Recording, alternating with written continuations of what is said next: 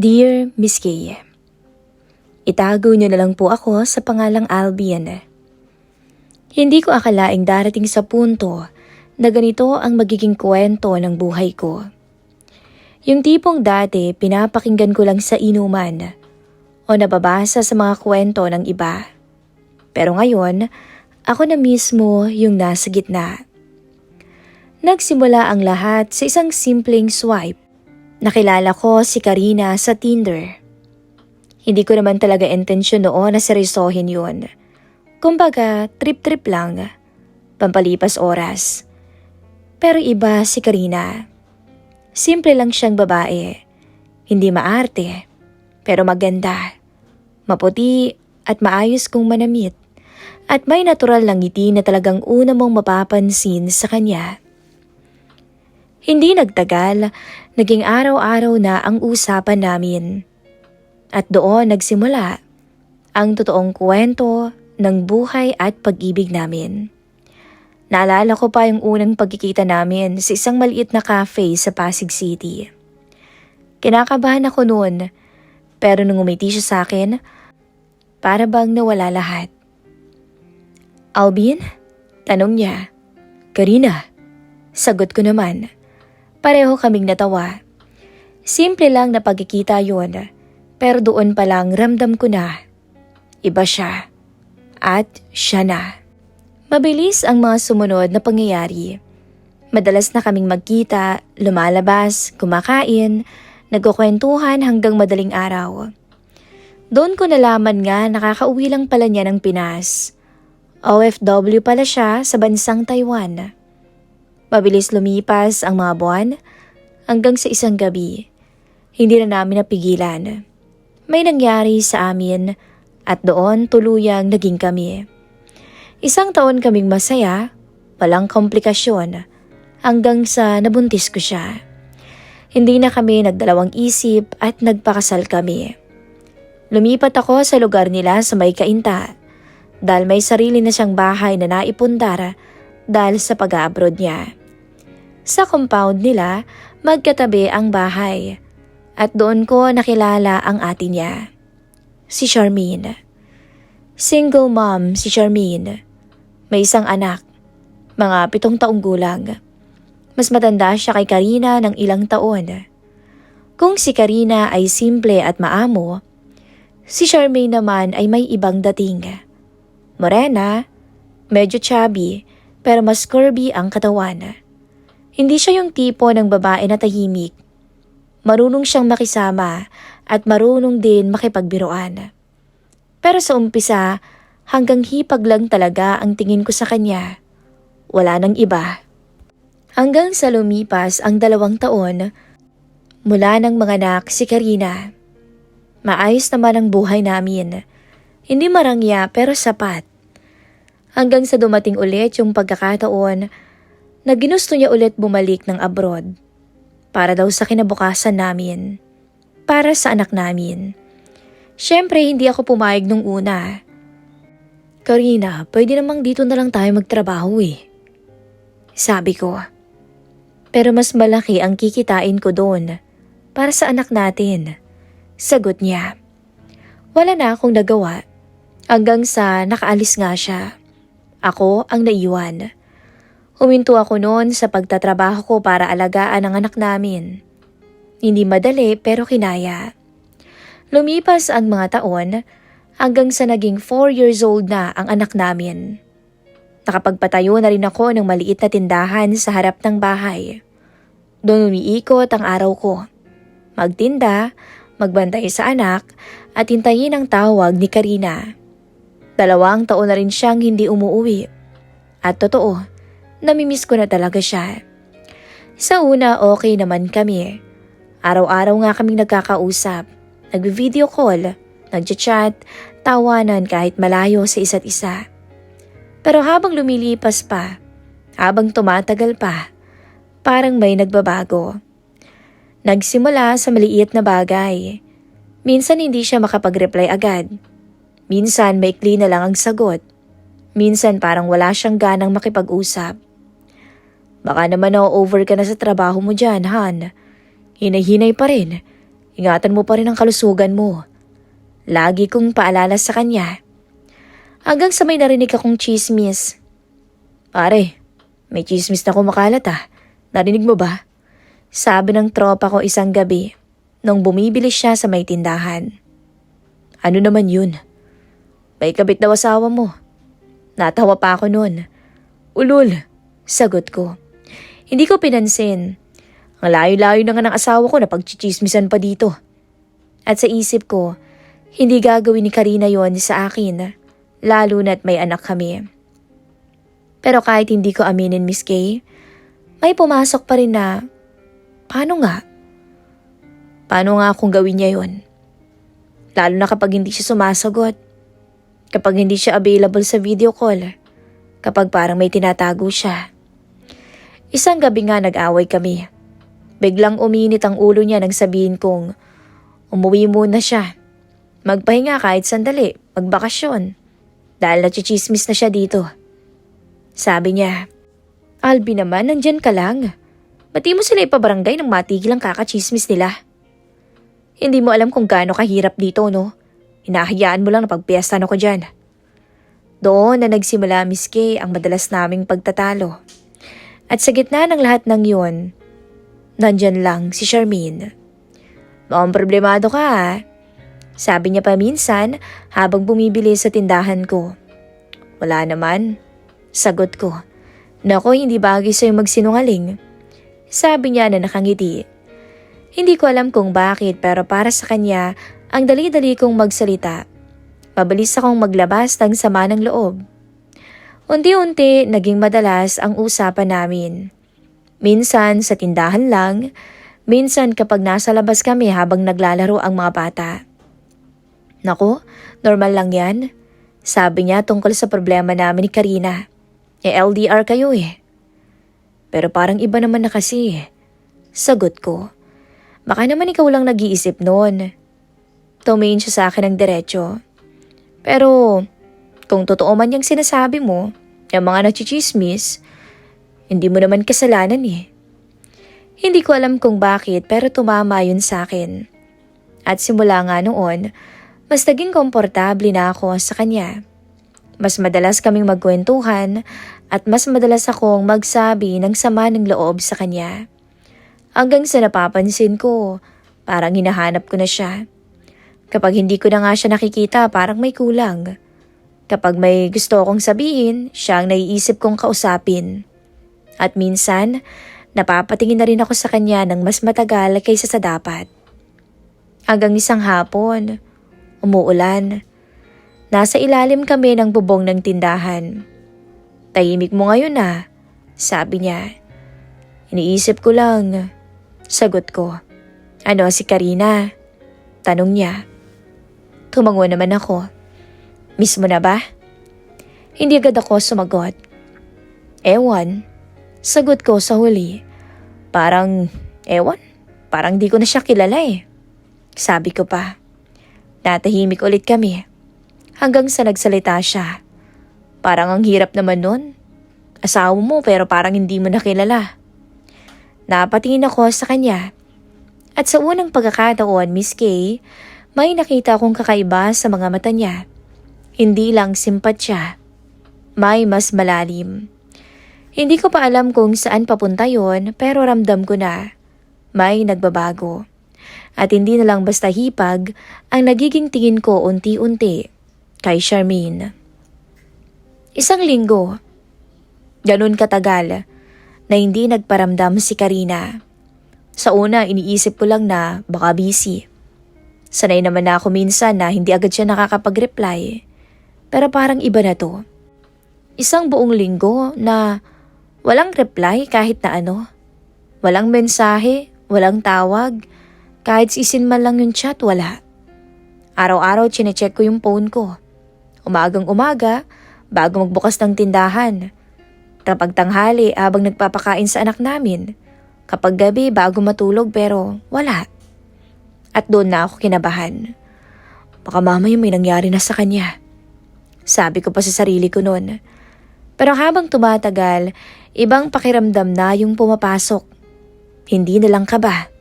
kundi yung pagdududa. Ika nga, kalahati ng chismis ay totoo. Pre, hindi pa rin ba nagpaparamdam? Tanong ng tropa ko isang umaga habang bumibili ng yosi. Wala pa rin eh. Sagot ko na pilit na ginagawang normal ang boses. Napailing na siya. Hindi ka ba nagtataka pare? Hindi ako sumagot. Kasi sa totoo lang, oo, takang-taka na ako. Pero ayoko lang aminin sa sarili ko. Ilang beses ko siyang tinawagan pero walang sagot. Nag-send na ako ng mahabang message. Mahal, okay ka lang ba dyan? Anong nangyari sa'yo? Magparamdam ka naman. Labis-labis na akong nag-aalala sa'yo dyan eh. Pero lumipas ang araw, hindi niya sinin ang mensahe ko. Para bang binura siya bigla sa mundo ko. Hanggang sa isang gabi, habang pinapatulog ko ng anak namin, biglang tumunog ang phone ko. Pagtingin ko si Karina. Parang tumigil ang mundo ko. Agad kong binuksan ang mensahe niya. At dun ko nakita ang napakahabang message niya. At habang binabasa ko yun, unti-unting bumibigat ang dibdib ko. Alvin, sorry. Doon pa lang kinutuban na ako, Miss K. Hindi ko alam kung paano ko kasi sasabihin. Pero siguro kailangan mo na ring malaman. Parang ayoko nang ituloy pero binasa ko pa rin. May nakilala kasi ako dito eh. At nagkamabutihan kami. At mahal ko siya. Napapikit ako. Parang may sumuntok sa sikmura ko noon. Pero hindi pa doon natapos. Buntis ako ngayon. At doon natuluyang gumuho ang lahat. Hindi ko alam kung ilang minuto akong nakatulala. Hindi ko na nga naramdaman na nagising na pala ang anak ko. Ang anak namin. At hindi ko na rin alam kung paano ako napaupo. Basta ang alam ko lang, wala na. Alam kong mali. Sorry sa lahat. Hindi ko na kayang ituloy pa yung sa atin, Alvin. Promise, magpapadala na lang ako ng pera para sa anak natin. Sana mapatawad mo ko. Yun na yun. Walang paliwanag na sapat. Walang tanong kung okay ba sa akin. Parang isang iglap, tinapos niya ang lahat sa amin. Hindi ako nag-reply. Hindi ko kaya. Ano namang sasabihin ko? Na okay lang? Na naiintindihan ko? Hindi. Pagkabasa ko ng message, tumayo lang ako. Parang robot. Hindi ko siya sinumbatan. Wala akong planong magdemanda. Lumabas ako ng kwarto, iniwan ang anak kong natutulog at dumiretso ako sa may tindahan. Kinuha ko yung alak na paninda ko at nagsimula akong uminom. Hindi ko na mabilang kung ilang bote ang naubos ko. 1, 2, 3, wala akong paalam. Gusto ko lang mawala yung sakit. Pagkalabas ko ng tindahan, dinala ko yung bote sa loob ng bahay. Doon sa may sala, ramdam na ramdam ko ang katahimikan ng bahay. Wala siya doon, pero pakiramdam ko nandun pa rin siya. Yung mga alaala niya, nakikita ko. Nakaupo ako sa may sofa, hawak ang bote. Tang-inang buhay to. Bulong ko. Ngayon lang ako nagmura ng ganito. Ngayon lang ako napagod ng ganito. Iniisip ko lahat. Saan ba ako nagkulang? Kung may ginawa ba akong mali? Kung bakit hindi niya ako pinaglaban? Kami ng anak ko. Hanggang sa wala akong maisip na dahilan. Hanggang sa puro sakit na lang ang nararamdaman ko. Hindi ko na malayan na umiiyak na pala ako. Tahimik lang at walang hikbi. Basta kusang tumutulo ang luha ko. Nang walang tigil. Alvin? Napalingon ako noon. Nasa may pintuan si Charmaine. Hawak ang isang payong. Medyo basa pa ang buhok. Anong ginagawa mo? Tanong niya na nag-aalala. Hindi ako agad sumagot. Siguro nakita niya yung mga bote na nakakalat na. At yung itsura ko. Dahan-dahan siyang lumapit. Anong nangyari? Tanong niya na mas mahina. Tiningnan ko siya. At hindi ko alam kung bakit, pero muli sa kanya ko nilabas ang lahat. Buntis siya. Parang hindi siya makapaniwala sa narinig. Ano? Ngumiti ako pero walang saya. Ang galing, di ba? Umupo siya sa tabi ko. Hindi siya agad nagsalita. At sa katahimikan na iyon, mas lalo kong naramdaman ang bigat. Alvin, sabi niya ng maingat. Okay lang. Putol ko. Hindi. Hindi ka okay. Sagot niya agad. Kapatid ko siya, pero hindi ko siya kakampihan. Natawa ako ng mahina. Hindi ko alam kung paano nangyari pero tuloy-tuloy na yung kwento ko. Lahat ng nararamdaman ko, nasabi ko sa kanya. Wala akong tinira, wala akong itinago. At siya, nakikinig lang.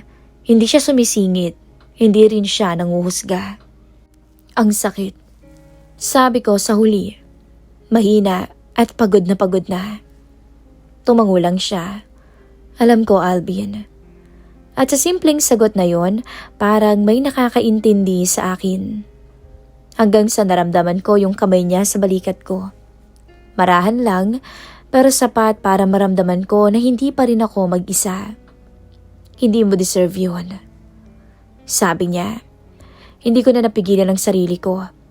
Napahawak ako sa kamay niya ng mahigpit at parang doon ako kumapit. Sandali kaming ganon, walang nagsasalita pero parang may nangyayari na hindi namin alam. Tumingin ako sa kanya. Malapit lang siya. At sa unang pagkakataon, hindi ko na siya tiningnan bilang hipag, kundi bilang isang babae na nandyan para sa akin. Charmaine, tawag ko. Hindi ko alam kung anong sasabihin ko.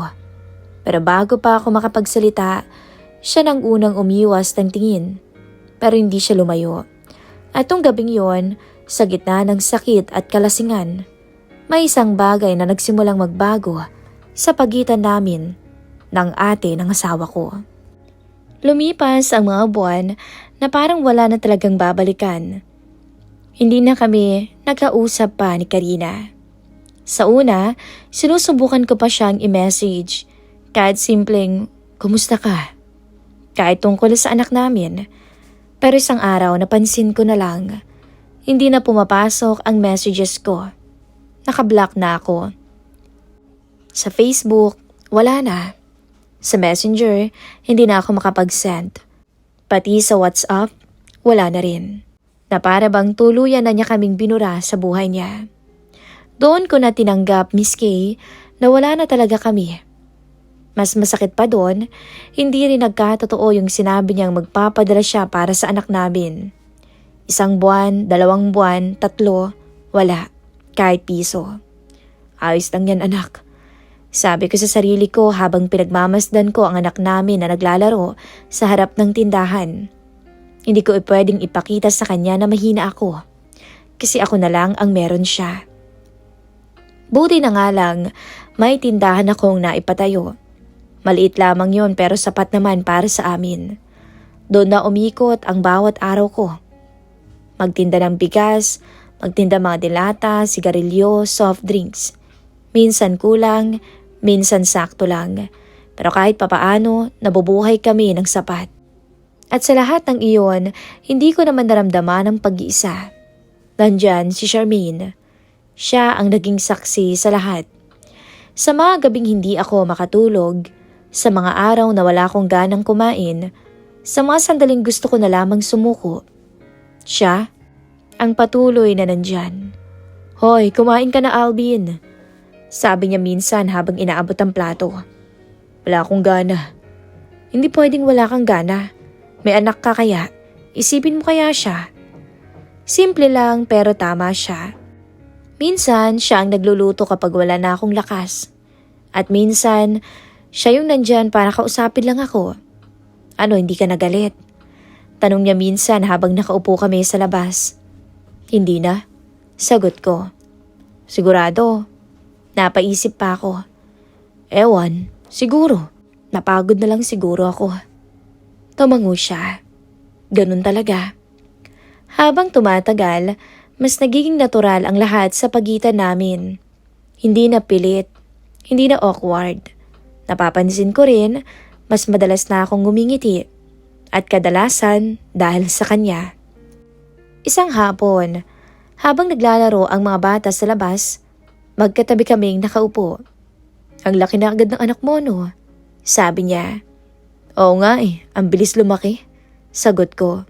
Kamukha mo nga Tapos natawa siya. At sa tawa niyang yun, parang may kakaibang hatak sa akin. Hanggang sa hindi ko namalayan kung kailan nagsimula.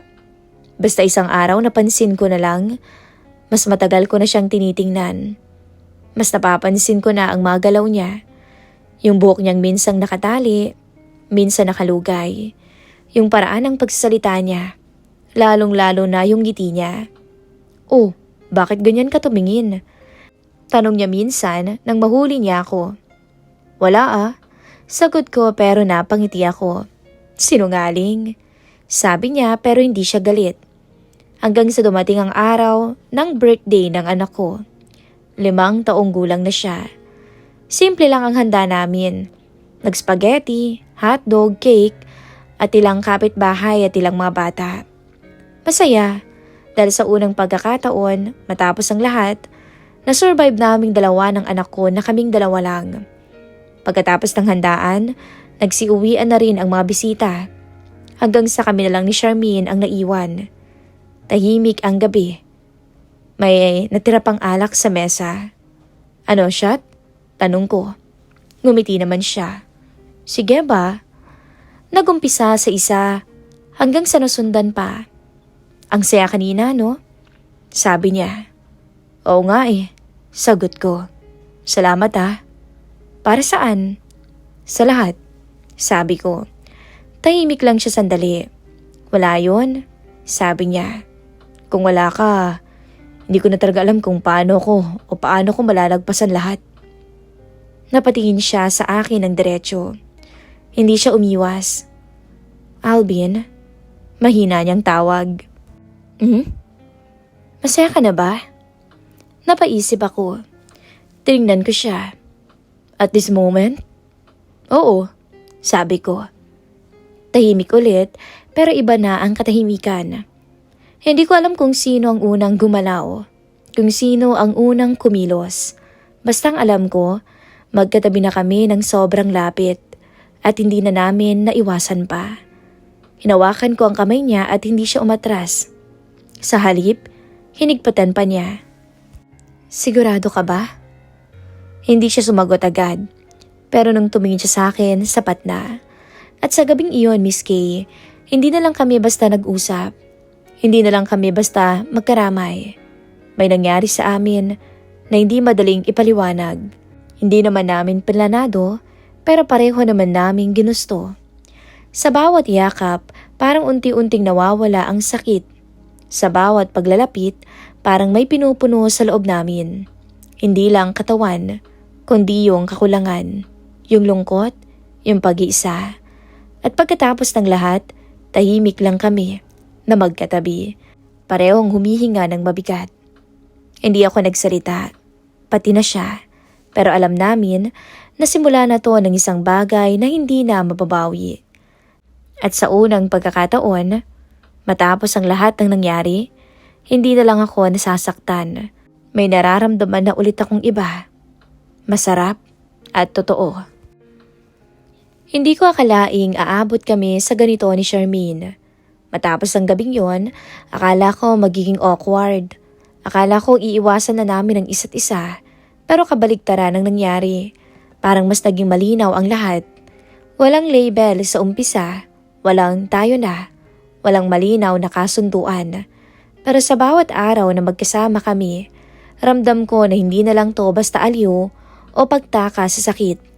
Totoo na ang nararamdaman namin. Mas naging bahagi siya ng pang-araw-araw ko.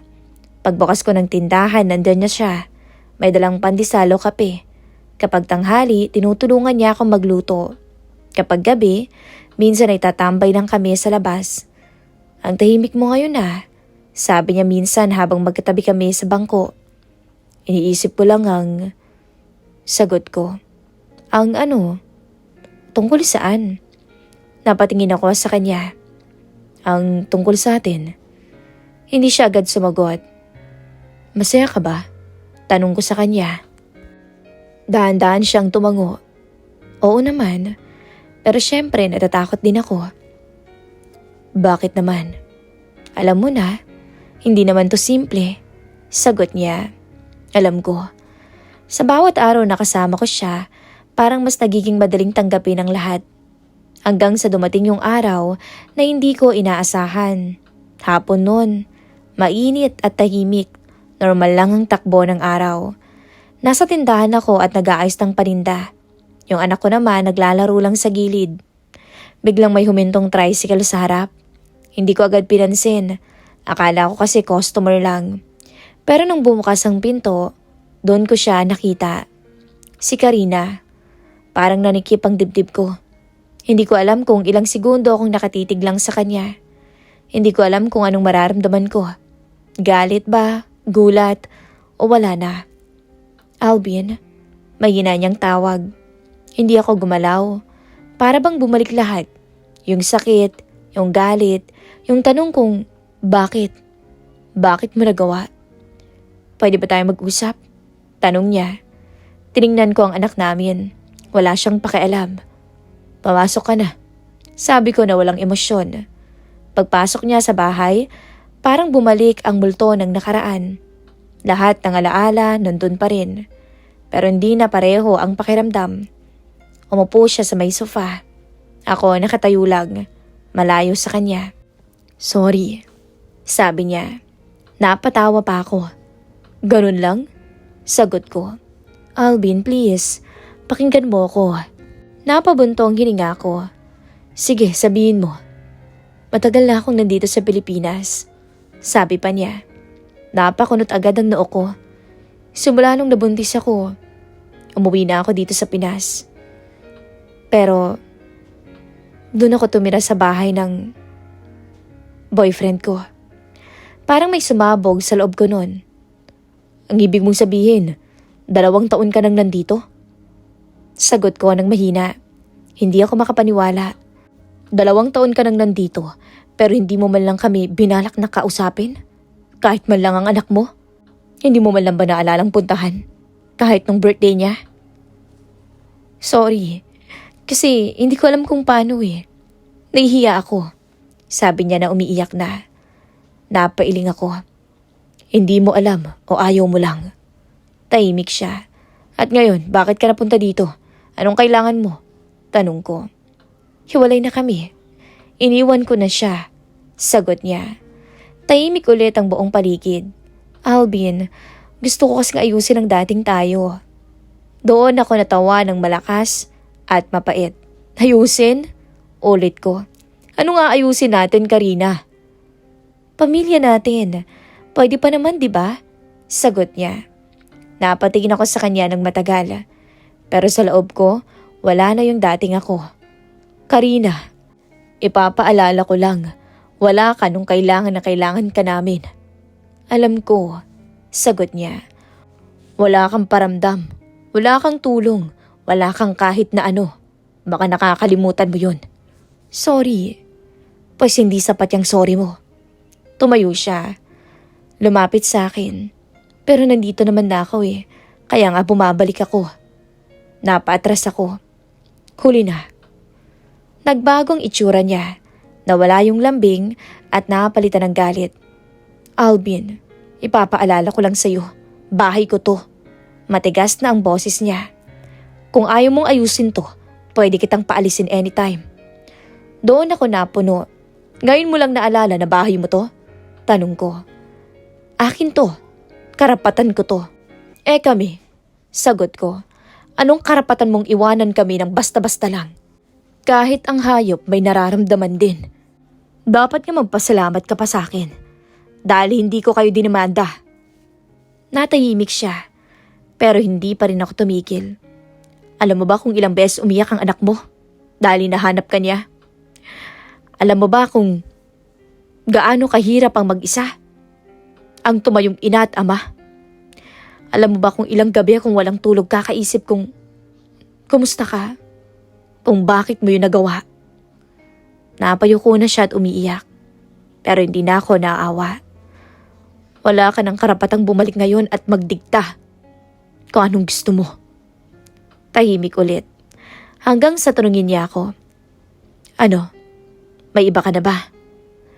Hindi ko agad siya sinagot, pero hindi ko rin tinago. Oo, meron na.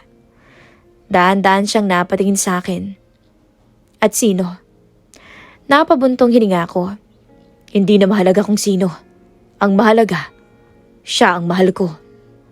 Parang gumuho ang itsura niya. Ang ate ba? Tanong niya. Napatingin ako nun sa kanya. Hindi ko alam kung paano niya nalaman, pero hindi na ako nagsinungaling. Ano naman kung ang ate mo?